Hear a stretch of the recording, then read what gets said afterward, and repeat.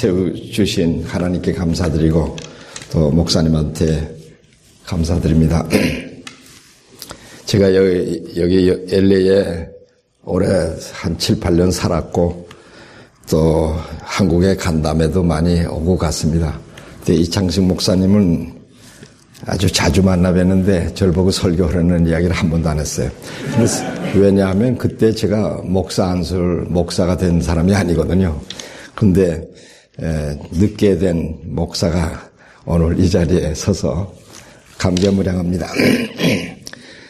사람은 일생 동안 입으로 산다고 할 수 있습니다. 입으로 먹고 입으로 말하면서 일생을 살아갑니다. 그러니 입은 우리의 생명과 같습니다. 입으로 찬양하고 기도하고 예배드리고 교제하고 우리의 인격을 표현하게도 됩니다. 말은 인간에게만 주어진 특권입니다. 다른 동물에겐 없습니다. 그런데 그 말할 수 있는 능력이 줬지만은 줬기 때문에 마음대로 의사표시를 할 수가 있습니다. 그러나 말에 대한 책임이 따르고 심판이 따르게 됩니다. 그래서 인생은 자기 말하는 대로 살아간다고 그렇게 말합니다. 찬양과 저주도 말이요, 감사와 불평도 말이요, 친절과 온유도 말로 드러납니다.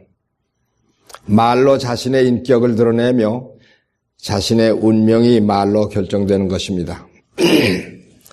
말이 마음에 있으면 사상이요, 입을 통해 전달되면 언어입니다. 또 말이 고정되어 있으면 뜻이라고 하고 행동으로 표현되면 행위라고 합니다. 그래서 말은 곧 인격이요, 사상이요, 운명이요, 우리의 삶입니다. 우리는 자신이 말하는 만큼의 인생을 살 수가 있습니다. 내가 말하는 대로 행동하고 말하는 만큼 성공하고 말하는 대로 건강하게 살 수가 있습니다. 내가 무슨 말로 인생을 살아야 할 것인가에 대한 중대한 교훈을 몇 가지 오늘 아침에 생각해 보려고 합니다. 첫째, 말은 씨가 됩니다. 사람의 입에서 나오는 말의 열매가 사람의 배를 채워주고 그 입에서 나오는 말의 결과로 만족하게 된다. 오늘 20절의 말씀입니다. 입에서 좋은 말의 열매가 나오면 좋은 것으로 배부르게 되고 나쁜 열매가 나오면 나쁜 것으로 배부르게 될 것이라는 의미입니다. 죽고 사는 것이 혀의 힘에 달렸으니 혀를 잘 쓰는 사람은 그 열매를 먹는다. 오늘 본문의 21절의 말씀입니다. 여기 두 절에 열매라는 말이 두 번 나옵니다. 말은 곧 씨가 되기 때문에 그 씨가 열매를 맺게 되고 그 맺은 열매로 인해서 배부르게 된다. 이런 말입니다. 혀를 잘 쓰는 사람은 그 열매를 먹는다는 말은 선한 말을 쓰면 선한 것으로, 악한 말을 계속 내뱉는 사람은 악한 것으로 채워진다는 말입니다. 성경은 분명히 말합니다. 갈라디아서 6장 7, 8절에 이렇게 쓰여져 있습니다. 자기를 속이지 마십시오. 하나님은 조롱을 받으실 분이 아니십니다. 사람은 무엇을 심든지 심는 대로 거둘 것입니다. 자기 육체에다 심는 사람은 육체에서 썩을 것을 거두고 성령에다 심는 사람은 성령에서 영생을 거둘 것입니다. 이렇게 말씀하십니다. 이 말 속에는 몇 가지 중요한 메시지가 있습니다. 첫째는 심으면 반드시 거둔다는 것입니다. 두 번째는 심으면 심은 종류대로 거둔다는 겁니다. 악을 심으면 악이 되고, 선을 심으면 선이 되고, 세 번째는 심은 양대로 거둔다는 것입니다. 우리에게는 돈 안 들이고 힘 안 쓰고 큰 죄나 죄가 없이 잘 될 수 있는 비결이 하나 있는데 그것이 곧 입으로 좋은 씨를 많이 심는 것입니다. 성경은 말을 조심하라고 하지만은 가르칩니다. 근데 조심하라는 말은 좋은 열매를 거두기 위해 노력하라는 말입니다. 좋은 말만 쓰는 것은 습관화돼야 덜 조심해도 됩니다. 마구 말하는 사람은 조심을 많이 해야 된다 이런 말이지만 습관적으로 좋은 말만 쓰도록 스스로를 훈련하면 조심을 덜 해도 된다고 하는 말입니다. 둘째로 하나님은 우리의 말을 들으시고 판단하십니다. 내가 한 말에 따라 하나님이 응답해 주신다는 것을 우리가 알아야 합니다. 우리는 혼자 흔히 하나님은 말씀을 하시고 우리는 듣는다 이렇게 생각하기 쉽습니다. 사실 그 거짓은 아닙니다. 사실입니다. 그러나 우리가 우리의 하는 말을 하나님이 들으신다는 것을 기억해야 합니다. 깊이 생각해 보면 우리가 하나님의 말씀을 듣고 사는 것보다 내가 매일같이 하는 말을 하나님께서 더 많이, 더 잘 듣고 계신다는 것을 알 수 있습니다. 내가 너희에게 말한다. 사람들은 심판날에 자기가 말한 온갖 쓸데없는 말을 해명해야 할 것이다. 너는 네가 한 말로 무죄 선고를 받기도 하고 유죄 선고를 받기도 할 것이다. 마태복음 12장 36절 7절의 말씀입니다. 야고보서에는 이렇게 쓰여져 있습니다. 가르치는 사람인 우리가 더 큰 심판을 받을 것입니다. 우리는 다 실수를 많이 저지릅니다. 누구든지 말에 실수가 없는 사람은 온몸을 다스릴 수 있는 온전한 사람입니다. 야고보서 3장 1절 2절의 말씀입니다. 온전한 사람이 누구입니까? 실수하지 않고 사는 사람이겠습니다. 그런데 말로 실수하지 않고 살 수 있는 사람은 대단한 사람입니다. 우리가 살아가는데 말로 실수 안 하고 살기는 참 어렵지 않습니까? 그래서 실수하지 않도록 조심하고 노력해야 한다는 말씀입니다. 저는 교수로서 일생을 바친 사람입니다. 그리고 늦게 목사가 됐습니다. 그러다 보니까 교수로서 목사로서 말로 살아온 사람입니다. 그래서 가끔 시간 있을 때마다 떠오를 때마다 제 스스로를 반성하곤 합니다. 제가 교수로서 학생들에게 덕이 되고 올바른 인도가 되는 그런 좋은 말만 했느냐 하는 것과 또 목사로서 교회 가서 설교도 하고 또 한동안은 신앙 강좌를 많이 하고 다녔습니다. 이럴 때 과연 이분들에게 올바른 말로 하나님의 영광을 드러내고 하나님과 더 가깝게 하는 그런 말을 했는가 스스로 생각을 하곤 합니다. 우리들의 말이 기도가 되어 하나님께 바로 그대로 상달됨을 잊어서는 안 됩니다. 우리는 늘 하나님께 영광을 돌리고자 찬양하고 말합니다. 헌금을 많이 내서 영광을 돌리겠습니까?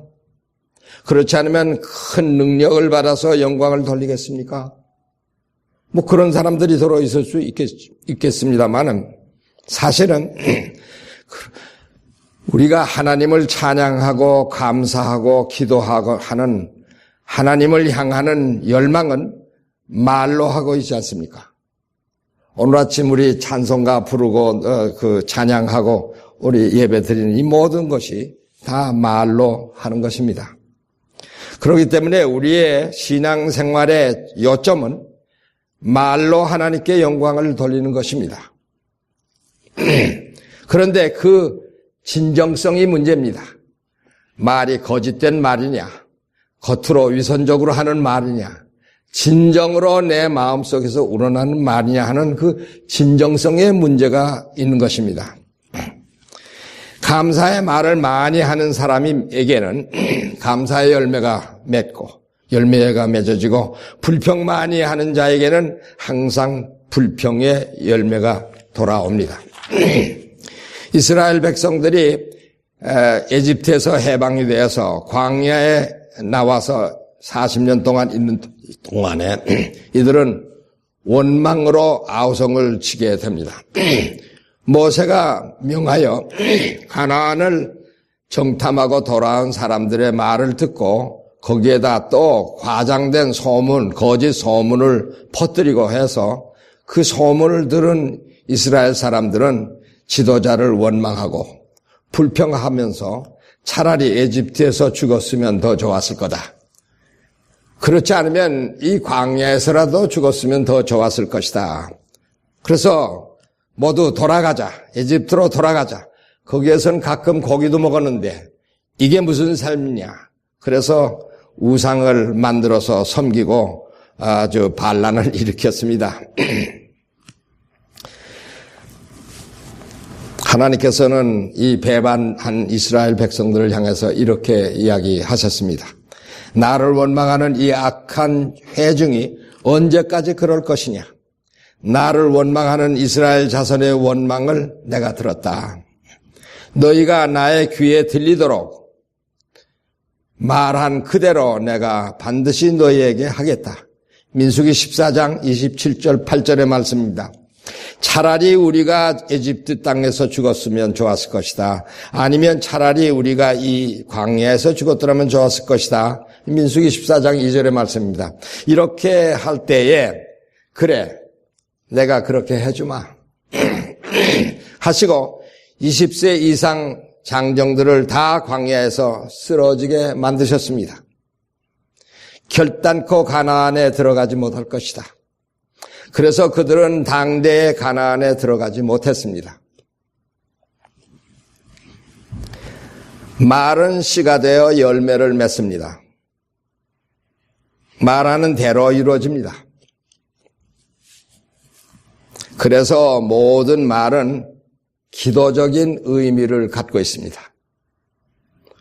우리가 교회 와서 하는 기도, 기도원에 가서 하는 기도, 그 다 중요하지만은 우리들의 삶 속에서 매일같이 여러분들의 하시는 말씀이 여러분들의 입에서 자연스럽게 나오는 그 말이 하나님이 들으시는 기도의 의미를 갖고 있습니다. 하나님께서 항상 듣고 계시기 때문입니다. 평상시에 마음에 없던 말들을 좋은 말들로 포장해서 드리는 위선적인 기도는 하나님께서 응답해 주시지 않습니다. 우리가 가정에서, 직장에서, 거긴 교인들이 모인 장소에서, 친구들 사이에서 자신도 모르게 말하는 자연스럽게 내 마음속에서 우러나오는 그 말이 우리의 삶 속에서 응답되는 때가 많습니다. 그런 말들이 진실한 이야기이기 때문입니다. 우리는 자녀들에게 매몰한 말을 함부로 해서는 안 됩니다. 너는 왜 항상 바보짓만 하냐?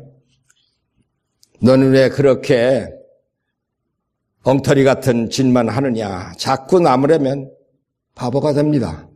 이건 심리학에서는 낙인 이론이라고 그럽니다. 심리학에서는 낙인 이론이라고 그래요. 낙인을 찍는 대로 된다. 넌 왜 밤낮 돼지같이 먹기만 하냐? 그러면 걔는 돼지같이 먹기만 해서 뚱뚱해지게 되어 있습니다.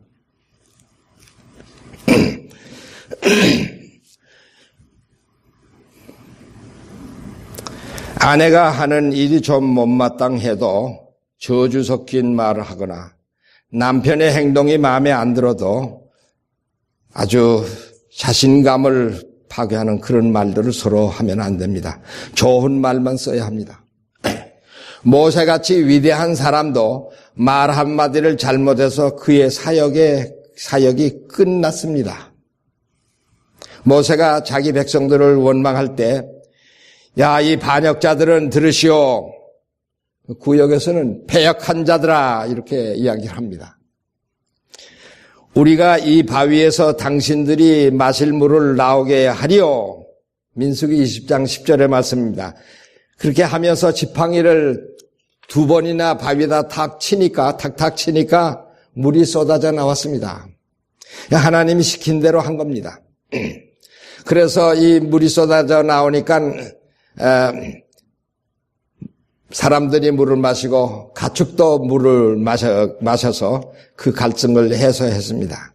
그런데 백성들을 향해서 분노해서 바위를 쳤습니다. 그때 물이 쏟아 나와서 모든 사람에게 베풀었지만은 하나님께서는 이렇게 말씀을 했습니다. 너희는 이스라엘 자손이 보는 앞에서 나의 거룩함을 나타낼 만큼 나를 신뢰하지 않았다. 그러므로 너희는 내가 이 정회에서 주기로 한 그 땅으로 그들을 데리고 가지 못할 것이다. 그래서 모세의 사역은 분노하고 백성들을 향해서 한 그 행동 때문에 모세의 사역은 거기서 끝났습니다. 하나님께서는 그 기름진 가나안 땅으로 네가 데려가지 못할 것이다 선언하신 겁니다. 결국 불신의 말로 분노함으로써 모세의 사역이 종말을 고했습니다. 셋째, 말은 다른 사람에게 심는 대로 나에게 돌아옵니다. 왜 말을 조심해야 합니까? 심은 대로 거두기 때문입니다. 다른 사람에게 심어서 내가 거두게 됩니다. 보낸 대로 돌아옵니다.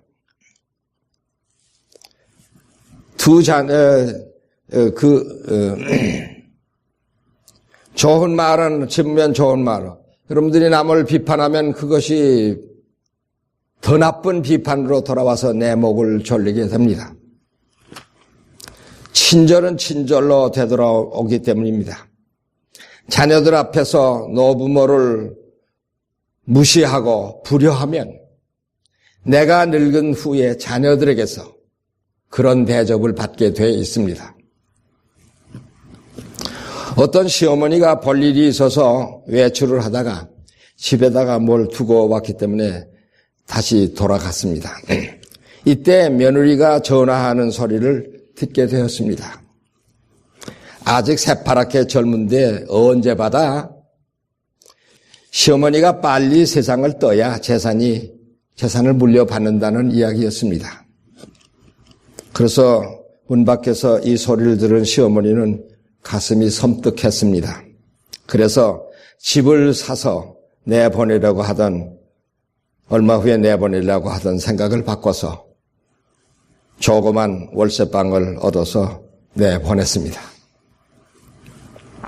인생을 살아가면서 심은 대로 거둡니다. 말하는 대로 열매를 맺습니다. 그리고 보낸 대로 돌아옵니다. 그래서 우리의 삶을 산울림과 같다 이렇게 말합니다.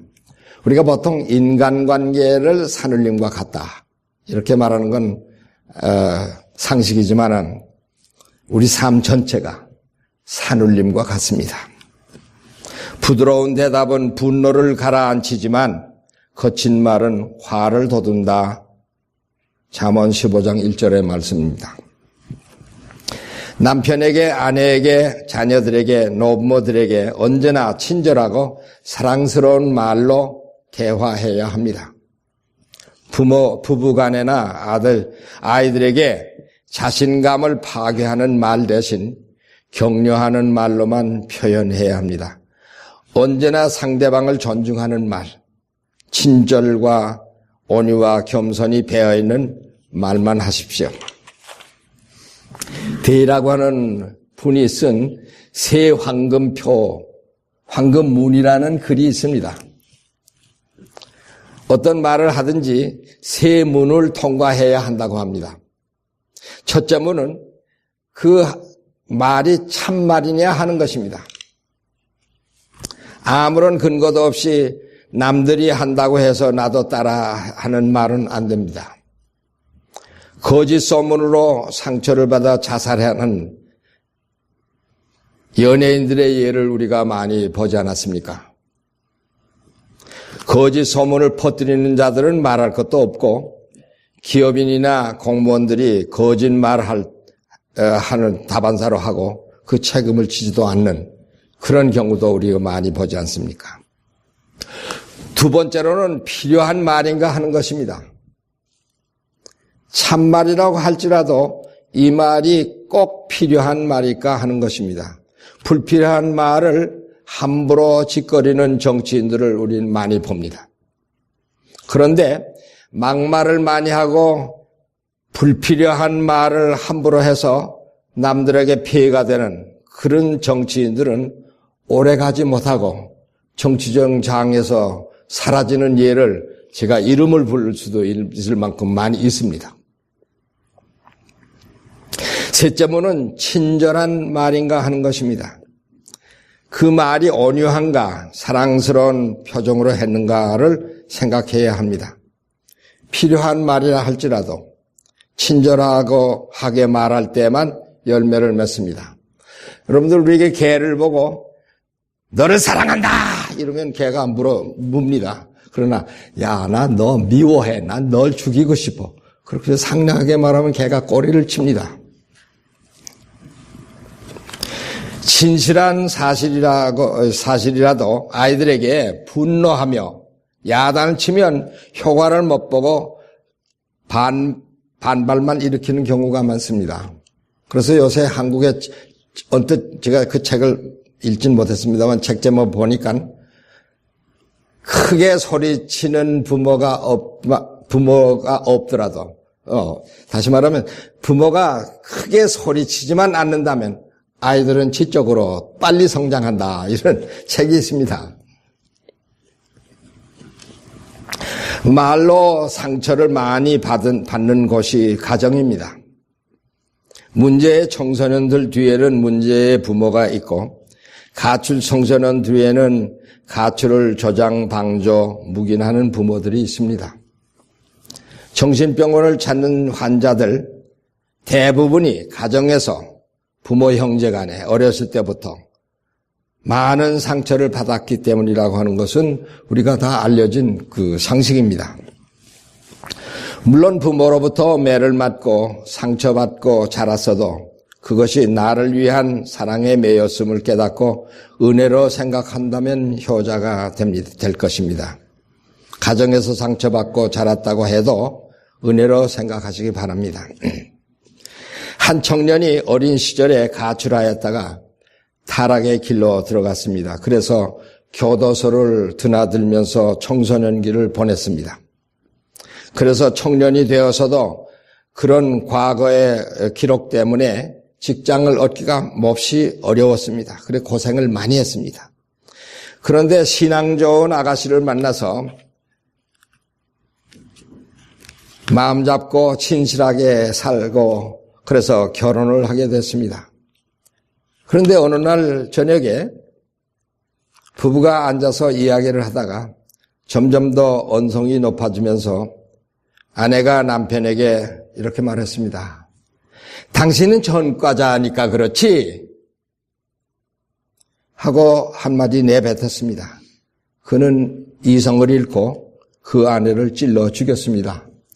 전과자란 사실이었지만은 그 한마디로 그의 깊은 심연 속에 있는 죄책감과 혹은 자존심, 이고를 건드려 이성을 잃게 한 것입니다. 싫어합니다, 이건. 어떤 경우라도 과거를 들추어내서는 안 됩니다. 하니문 몬스터라는 말이 있습니다.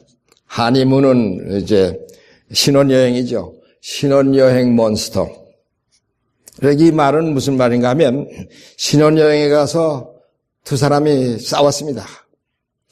그런데 그때 그 싸우고 불만스러웠던 일을 또 되새기고 말하고 주변 사람에게 말하고 내가 또 말하고 둘러서도 생각하고 이러다 보니까 싸울 때마다 옛날 이야기 너 그때 그러더니 또 그래 또 축적이 됩니다. 그래서 결과적으로 이것이 정신적으로 축적이 돼서 야 이제 너하고는 못 산다. 그래서 이혼을 하게 됩니다. 이것을 가르쳐서 멘탈 몬스터 혹은 멘탈 몬스터는, 화니문 몬스터는 멘탈 몬스터의 한 가지 종류입니다.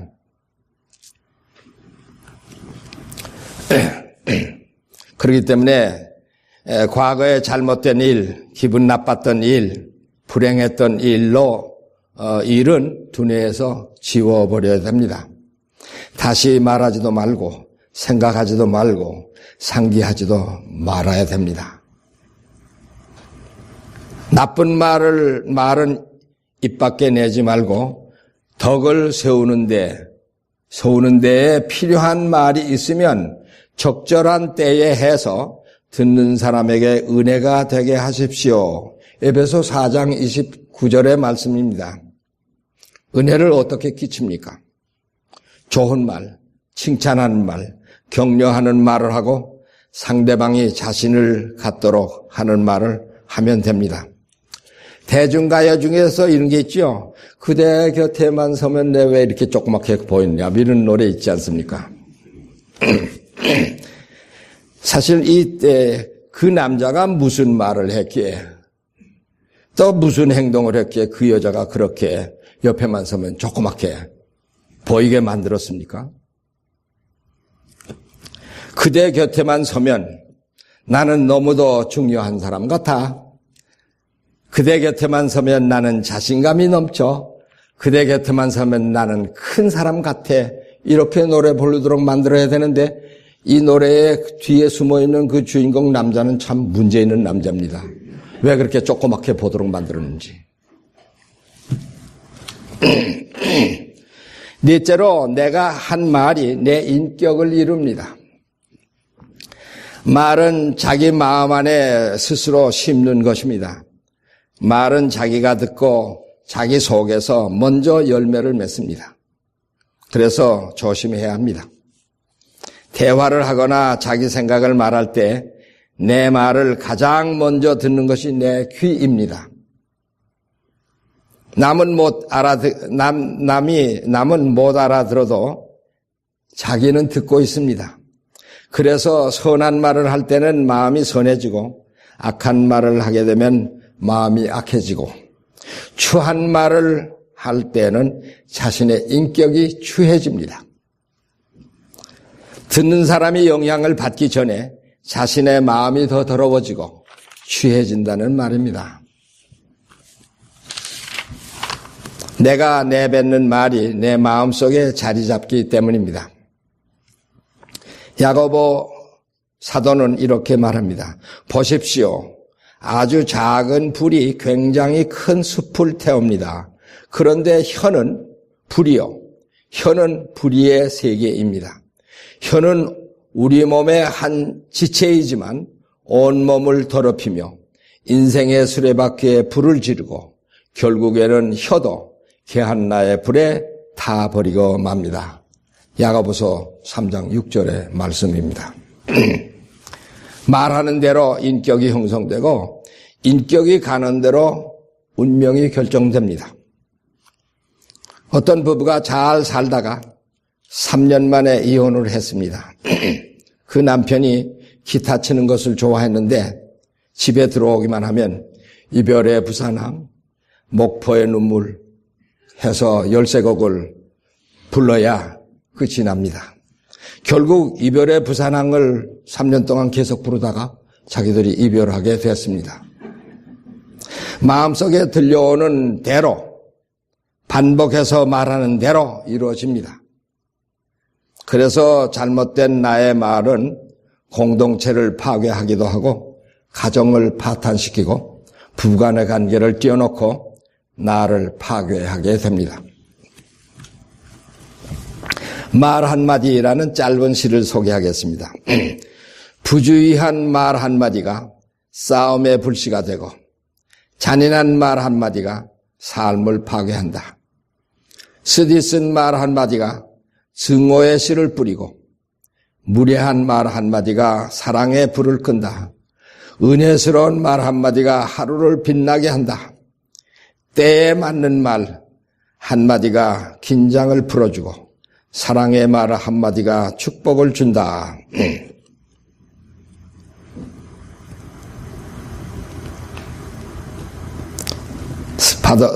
사도 바울이 이렇게 이야기했습니다. 데살로니가 전서에 보면 항상 기뻐하라.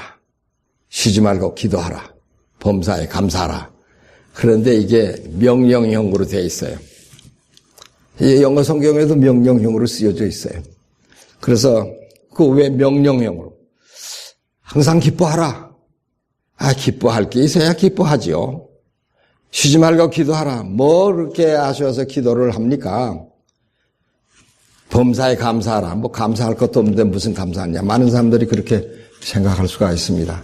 그러나 여러분들 찬양을 기쁘면 찬양을 하지만은 찬양을 하고 노래를 부름으로써 기뻐지고 행복해집니다. 그게 어느 게 먼저입니까? 바울 사도는 네가 먼저 기뻐하라. 쉬지 말고 기도하라. 범사에 감사하라. 이렇게 말했어요. 먼저 기뻐하라. 그래서 이 말씀은 이런 말입니다.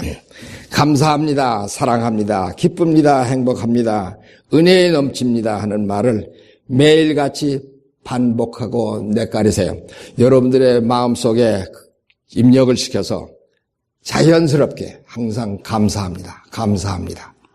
기쁩니다. 기쁩니다. 행복합니다. 그럼 여러분들이 기뻐지시고 항상 감사에 넘치고 나는 은혜 속에 삽니다. 은혜 속에 삽니다. 매일같이 외우세요. 여러분들은 은혜 속에 살기 때문에 항상 은혜를 느끼고 항상 감사하고 기쁜 그런 삶을 살 수가 있습니다. 이 말의 힘입니다. 말이 씨가 되고 열매를 맺고 새 운명을 결정하는 것을 기억하시기 바랍니다. 자손 대대로 사랑과 은혜에 충만한 하나님의 가정을 이루고 축복이 넘치는 우리 모두가 되시기를 바랍니다. 우리가 평상 쓰는 말이 하나님 앞에 상달되는 진실한 기도이라는 것을 잊지 마시기 바랍니다. 감사합니다. 다 같이 기도드리겠습니다. 사랑과 은혜가 풍성하신 하나님 감사합니다. 저희들을 오늘날까지 신앙 안에 살게 하시고 우리가 올바른 말을 통해서 하나님께 영광 돌리고 내가 행복하고 즐겁고 신앙이 더 돈독해지는 저희 삶이 될 수 있도록 지금까지 많은 은혜로 이끌어주신 당신의 사랑이 앞으로 저희들의 삶 속에 넘치게 하여 주시옵소서. 예수 그리스도의 이름으로 기도하옵나이다. 아멘.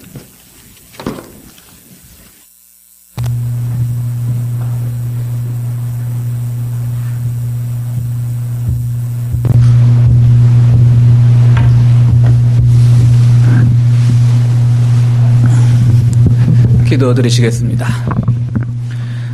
고마우시고 감사하신 하나님, 이 시간 저희들 귀한 예물을 주님 앞에 준비했습니다. 주님께서 우리의 삶에 지치지 않도록 궁핍하지 않도록 베풀어 주신 은혜를 기억하며 주 앞에 드리는 예물 그 손길을 기억하시고 주의 은총 속에서 매일매일 살아가는 저희들이 될 수 있도록 인도하여 주시옵소서. 예수 그리스도 이름으로 기도하옵나이다. 아멘.